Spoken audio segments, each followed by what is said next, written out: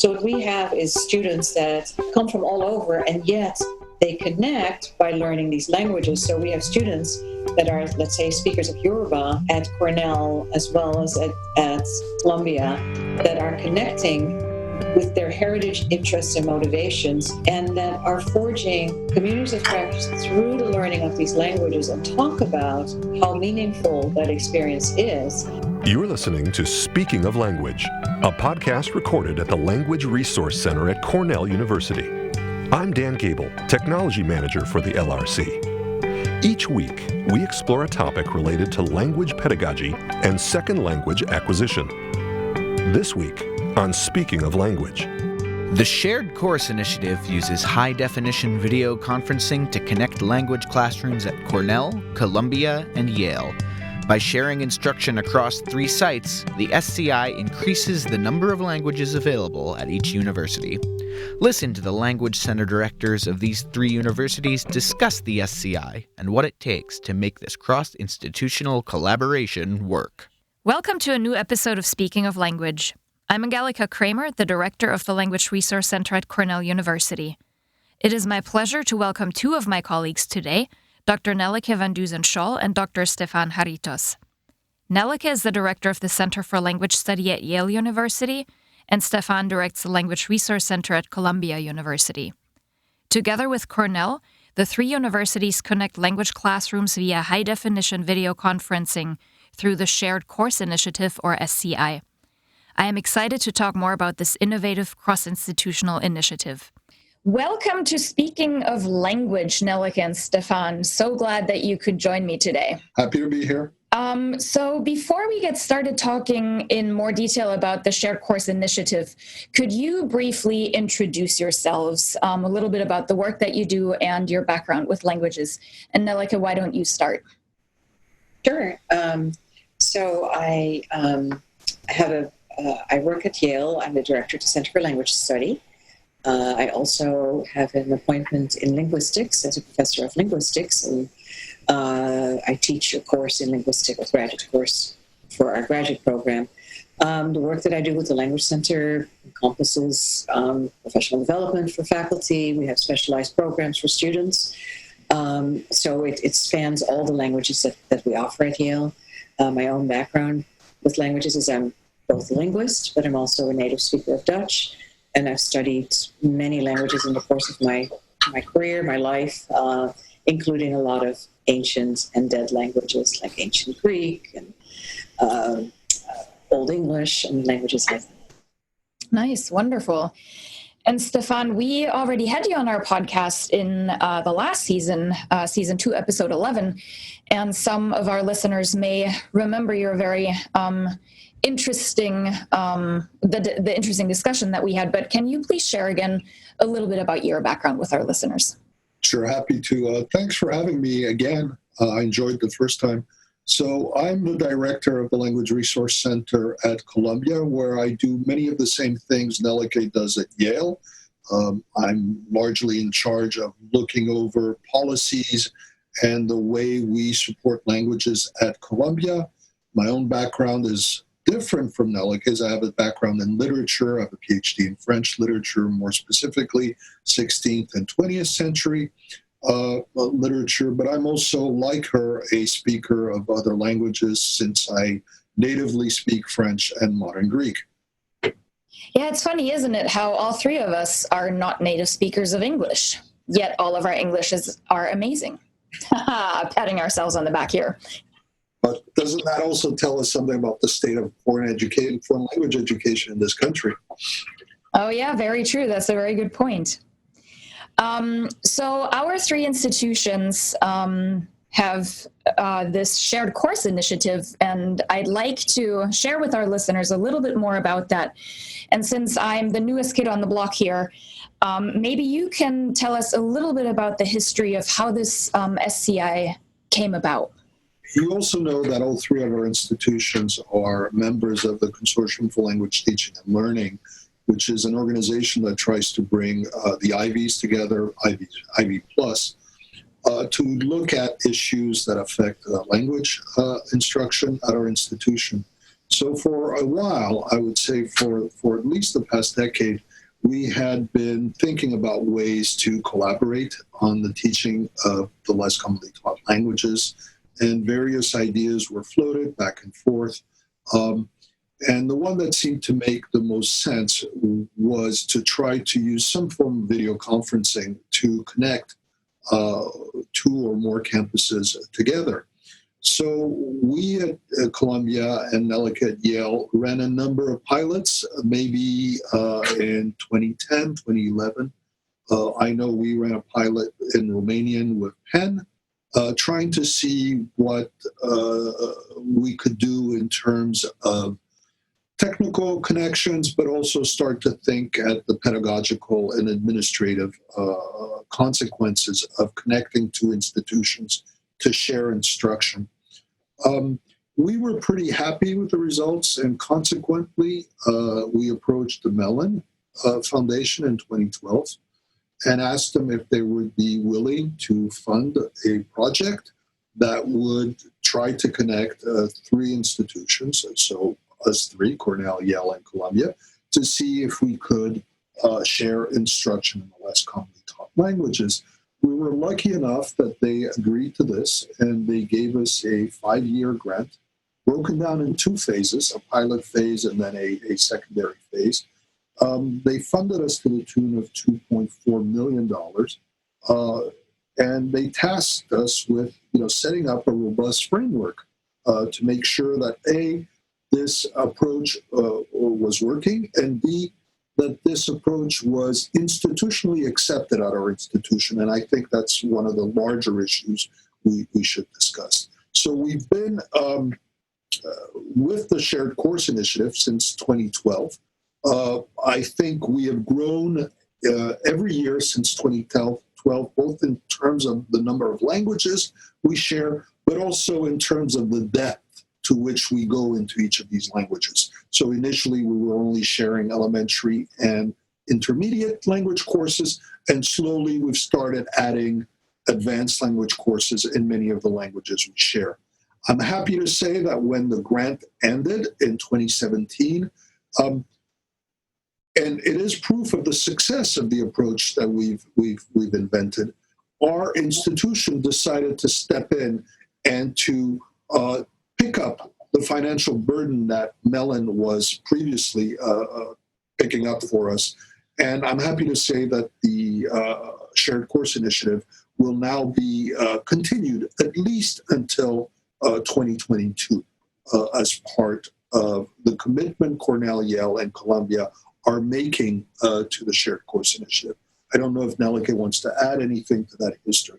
Well, yeah, I think the other thing to add was that part of what we had proposed to Mellon was, in addition to kind of offering the languages, also to do some research and to have a sense of, what works, what doesn't work, what are some of the affordances of this environment, how is the learning going for students, how are teachers adapting to teaching this new environment.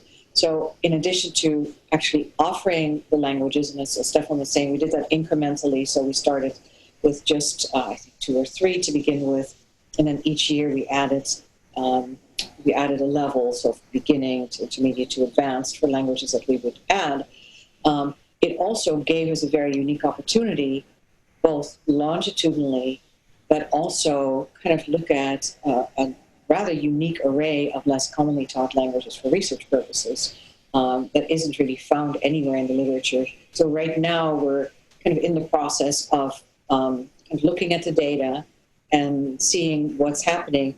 One of the things that we did, I think, that is quite unique is we tried for the students that were willing to participate to do OPI testing where it was possible. And so, again, very preliminarily, what we're seeing is that the students that were learning these languages, the outcomes are as good, and in some cases better than what they would have had in traditional classrooms. So we can sort of confidently say that this environment offers a very equivalent learning opportunity for students, and in fact offer students languages that maybe otherwise they would not have had. And it's wonderful that it also connects students from different institutions. I think it's nice to see that the same less commonly taught language is valued at a different institution, that other students are also interested. So you both already talked about a few things that make this this initiative unique. How is the way that we connect our learners and our instructors with our learners different from maybe some other online learning experiences? So this is not just a quote unquote mere online class. I'll start by saying that this is not an online delivery of instruction. It is synchronous, face-to-face, room-to-room, high-definition video conferencing. All the instruction occurs face-to-face in real time in a synchronous manner. Students are obliged to come to a room on each of the campuses, and at the sending campus, this is a regular language course that is taught regularly by the faculty member that is regularly assigned to teach that course. And at the receiving institution, the students are also in a room and receive that instruction or that room, a view of that room on a high-definition video screen, so that they are partaking, in a sense, in that synchronous delivery of instruction. This is not an asynchronous online delivery system where students can work at their own pace on language acquisition, but rather they must come and participate in kind of a social space where they share instruction with classmates that are, albeit not physically present, but are present virtually. Nelike again. Yeah, maybe I should add something to it, because so part of my research interest is on heritage language acquisition. And so one of the things I've been looking at among this, or within this project and among our learners, is kind of, what is the experience of heritage learners? And so what the data are showing us, first of all, that we have a fairly large percentage of students that are studying these languages for heritage reasons, and it's a variety of reasons within that. So I would say about 30-40% or so of the participants. But what's interesting about that is that they're forging these communities of practice across these institutions. And I think part of it is due to the fact that we are somewhat unique. We're private, so we don't draw upon local communities. Columbia doesn't necessarily draw upon New York City. It draws upon the world. It's a global institution. It draws on the world, as does Cornell, as does Yale. And so when students come to our institutions, it's not like maybe an institution where there may be a local community, a Russian-speaking community or Chinese-speaking community that brings large numbers of students into those programs. So what we have is students that come from all over, and yet they connect by learning these languages. So we have students that are, let's say, speakers of Yoruba at Cornell as well as at Columbia, that are connecting with their heritage interests and motivations, and that are forging communities of practice through the learning of these languages, and talk about how meaningful that experience is. So I think that's one thing that this particular learning environment can promote. And we see that in multiple languages where they're saying, I'm having connections that I didn't think were possible with people that are coming from the same background. So I think that's a huge advantage of this way of doing it as opposed to other technologies.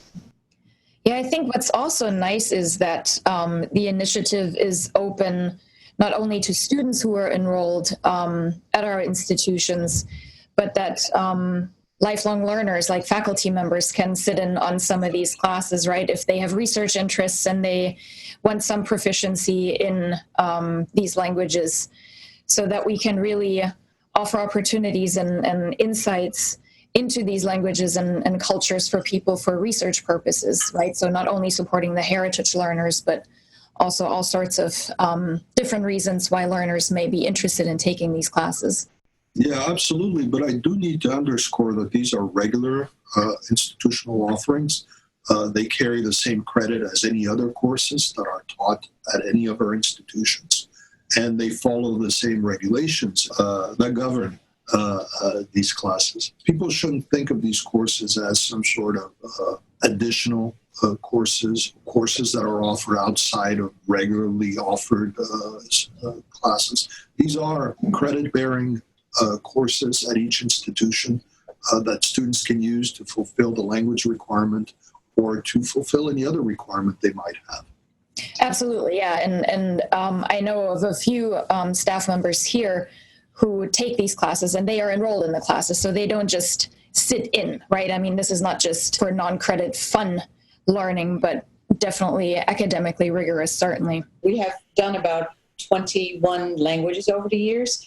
And when you look at what those languages are, I mean, they're hardly ever taught anywhere. You know, when we say less commonly taught languages, what that means varies. There are national definitions and there are institutional definitions. There's the MLA, the top 15 languages. But these languages don't even go within that top 15. There are languages like Serbian, Bosnian, Croatian, Romanian, Sinhala, Yoruba. So they span the world, but they're languages that I think very few institutions are able to support. And moreover, I think to the point that you were making, Angelica, is that we have research with our grad students or our faculty that is global in nature, where these languages are really important, and the ability of research institutions like ours to continue these languages and prepare people for that kind of work is really very important. Yeah. So for anybody who wants to find out more information, the website is sharedcourseinitiative.org. So we've mentioned that this is a complex interinstitutional, cross-institutional initiative. What's the success recipe? I mean, I was so intrigued when I started my position here that 3 Ivy League institutions work together and make this happen. This is not necessarily the norm. So what's the success recipe here? I think it's crucial that, and I think we learned this over the 6-7 years that we've been doing this, that if you're thinking of doing this, that you carefully choose your partners. You need to choose partners that have synergies with you, I think. Otherwise, it becomes very, very difficult to try to align cultures together. If one of the partners is joining a partnership with a particular object in mind, and that objective is not congruent to the objectives of the other 2 partners, then it becomes very, very difficult to make the partnership work. So I think it's very crucial that one spend a little time thinking about what are natural partners. I know this raises the issue that this is a quote-unquote symmetrical partnership, and what would happen for asymmetrical partnership. And this is something that we've started thinking about, but I would urge people who are thinking or considering doing partnership to begin with the issue of finding partners that share common values, I would say, among themselves. When I first started with the SCI, I was convinced that the biggest issues were going to be technical in nature, that we would find it very, very difficult to connect and to maintain a steady connection amongst 3 partner schools.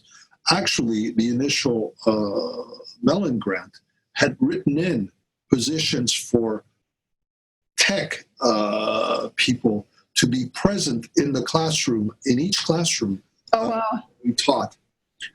And very quickly, within a semester, we realized that not only were these people not needed, but that the technical issues were really not what would make or break this partnership. Actually, the biggest obstacles are administrative in nature.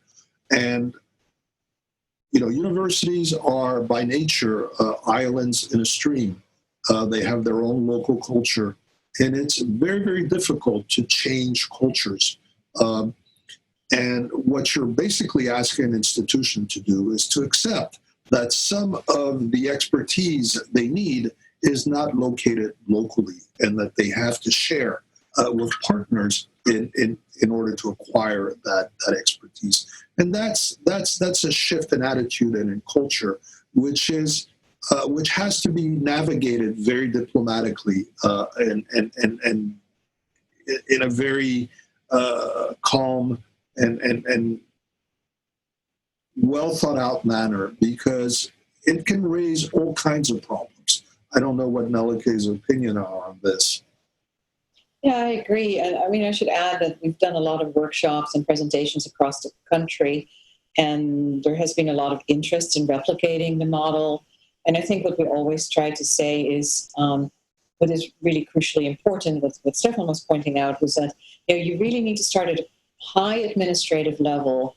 I mean, this has to have buy-in from the administrators that understand that this is kind of an added value to the institutions, and that agreements need to be made that can only be made at a certain level. The agreements to not share tuition or to leave the credit at each institution is something that instructors don't have power over, but an administrator would. So, and then it becomes an issue also what is appropriate for for your institution. So if it's a liberal arts college, it may be a different language. It may not be Serbian, Bosnian, Croatian, but there may be another need there. And it may just have a different, the context just may be different. So we're seeing that kind of replication. There have been liberal arts colleges. In Connecticut, there were several state universities that are doing this now. But it takes on a different character in each case, as Stefan was saying, because it has to fit the local traditions and cultures of these institutions. Yeah, I mean, I can just reiterate that I really am so appreciative of the work that you have done to launch this initiative, and that I can be a part of this here. I have observed all of the classes that we send, and I have spoken with a number of our students, and they are all so excited about the opportunities that they have. Students really gravitate toward this kind of model of language learning and teaching. So it's been really wonderful for me to see that this initiative works, and again that we make it work amongst the three institutions despite some of the administrative challenges. Are there any new things on the horizon for the continuation or possible expansion of the SCI? Yeah, so the next step for us right now is to write up what we have experienced. So it will be two pieces. One is really talking about how it all works from technology perspective, administrative, and then two is the analysis of the data from the learner perspective, from the teacher perspective, and so on. So that's kind of an immediate goal that we have to try to get that written up, because we think it's important that other people can kind of read about it. We were often asked to do that, so that's a very immediate goal. More pedagogically, I think you have had some conversations at Columbia, so maybe you're. Yeah, I mean, we're trying to see how we can adapt this model to other disciplines, not necessarily language disciplines. There are other disciplines that are facing many of the same issues the less commonly taught languages we're facing, and in particular enrollments, including courses at the PhD level. All of our institutions offer 90 plus PhDs, and some of the seminars, some of the classes taught at the very highest levels have very, very low enrollments. And the idea is here to see how we can again share enrollments amongst the three institutions. We've been talking, as I said, about the possibility of doing asymmetrical partnership, perhaps with institutions that do not share the same research institution profile that we have. But again, these are initial conversations. We've been discussing ways of using the shared course initiative models to support language for specific purposes in some of the less commonly taught language. That would mean us working perhaps with entities such as the School of Social Work or the School of Public Health or a med school to try to bring their expertise on board and to see how we can share their expertise together with language. But all these are initial conversations. If I can say something, what we're doing, is part of what I would call a larger trans turn. I mean, we've talked about the social turn and the multilingual turn and the spatial turn, and I think we're now we're starting to experience what's been called a trans turn, a turn towards transmodalities.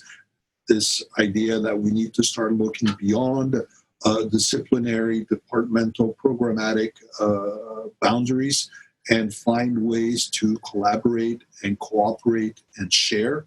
And I think, this initiative is, I don't want to say at the forefront, but it's one of the first institutional initiatives that tries to do this for languages in general, but in particular, less commonly taught languages. So, I'd like to see how we can inscribe this project within this broader theoretical framework. Yeah, those are some exciting possibilities and things you're already concretely working on. Wonderful. One thing I think I should add, maybe also is, I don't know, for people that have read the latest MLA findings, it was just in the Chronicle. Yeah. We have lost a net 650 language programs over the last few years. So I think more and more a model like this may have to come into play for institutions that are at risk. For the example that I gave of the Connecticut state system, the languages that they're interested in sharing are French and German.